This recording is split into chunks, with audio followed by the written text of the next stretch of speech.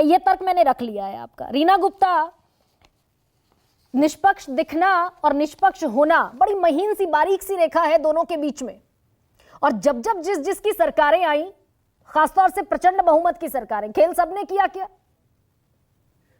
गरिमा जी, मैं आपकी बात से पूरी तरह सहमत हूं कि निष्पक्ष होना और निष्पक्ष दिखना दोनों ही बहुत जरूरी हैं।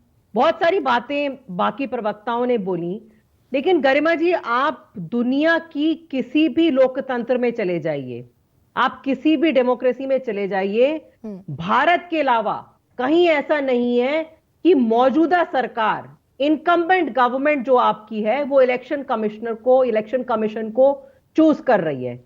अधिकतर देशों में या तो कॉलेजियम होता है या बहुत सारे देशों में एक्चुअली फुल पार्लियामेंट्री स्क्रूटनी होती है। इलेक्शन कमीशन को पार्लियामेंट के सामने रखा जाता है, पार्लियामेंट उनसे सवाल जवाब पूछती है, उसके बाद निर्णय लिया जाता है इलेक्शन कमीशन का।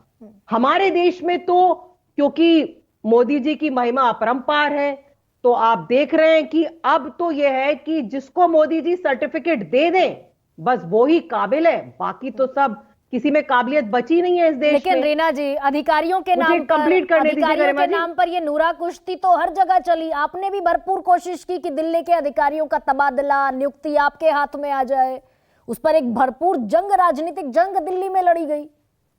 दो अलग बातें हैं गरिमा जी, दो अलग बातें हैं, और दोनों बातें ये सुप्रीम कोर्ट में डिस्कस हुई हैं। जहां तक दिल्ली का केस है, सुप्रीम कोर्ट ने क्लियरली बोला कि ट्रिपल चेन ऑफ अकाउंटेबिलिटी होनी चाहिए। जब एक दिल्ली का सिटीजन जो है सरकार को चुनता है, सरकार अधिकारियों के थ्रू काम करवाती है, अगर अधिकारी सरकार के प्रति अकाउंटेबल नहीं है तो ये triple chain of accountability break होती है।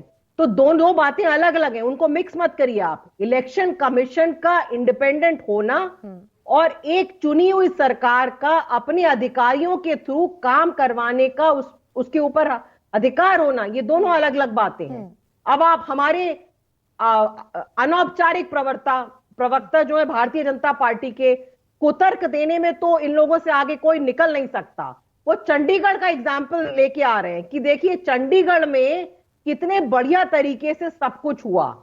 अगर एक छोटे छोटे म्युनिसिपैलिटी के चुनाव के लिए हमें सुप्रीम कोर्ट का दरवाजा खटखटाना पड़े तो क्या लोकतंत्र बचेगा इस देश में? लेकिन रीना जी, रीना एक सेकेंड, पार्लियामेंट को तो मानती हैं आप, संसद की गरिमा, संसद की सैंक्टिटी को तो मानती होगी आपकी पार्टी। बिल्कुल मानती हूं। तो संसद ने कानून पारित किया, कहां हमने देखा है कि गरिमा जी, हमने देखा है कि संसद किस तरह से कानून पारित कर रही है, किस तरह से विपक्ष के माइक बंद किए जाते हैं, कैमरे का मुंह चेंज कर दिया जाता है, इलेक्टोरल बॉन्ड्स को एक फाइनेंस बिल की तरह प्रस्तुत किया जाता है। तो ये सब भी हमने देखा है कि किस तरह से पार्लियामेंट का मजाक अगर किसी ने बनाया है तो भारतीय जनता पार्टी ने बनाया है। चलिए, लेकिन सुप्रीम कोर्ट ने, हाँ कुछ कह रही हैं आप जी, जैसे आप इलेक्टोरल बॉन्ड्स का केस देखिए, आप उसको इन्होंने बिना किसी डिस्कशन से के as a finance bill pass किया। उसके बाद क्या हुआ, 5 साल तक हम लड़ाई लड़ते रहे, देश लड़ाई लड़ता रहा, सुप्रीम कोर्ट ने कहा कि यह गैर कानूनी है, असंवैधानिक है। लेकिन उस 5 साल में जितना करोड़ों अवैध चंदा भारतीय जनता पार्टी ने इकट्ठा कर दिया, जो प्लेइंग फील्ड है वो बिल्कुल अनलेवल हो चुकी है।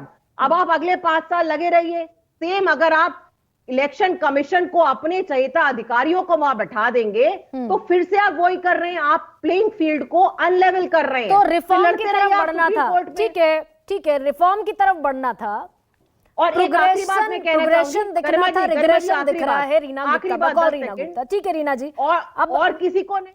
हाँ, संजय चड्ढा, अब क्योंकि लिस्ट कर लिया है सुप्रीम कोर्ट ने, तो 2 तर्क हैं यहां पर। एक तर्क तो ये कि एक्ट है, बाकायदा पार्लियामेंट ने पारित किया है, सरकार को अधिकार है। सुप्रीम कोर्ट ने भी कहा कि जब तक एक्ट नहीं बन जाता तब तक ये व्यवस्था रहेगी, बाद में आप अपनी व्यवस्था बना लीजिए। 324(2) के तहत संविधान इसमें खामोश है।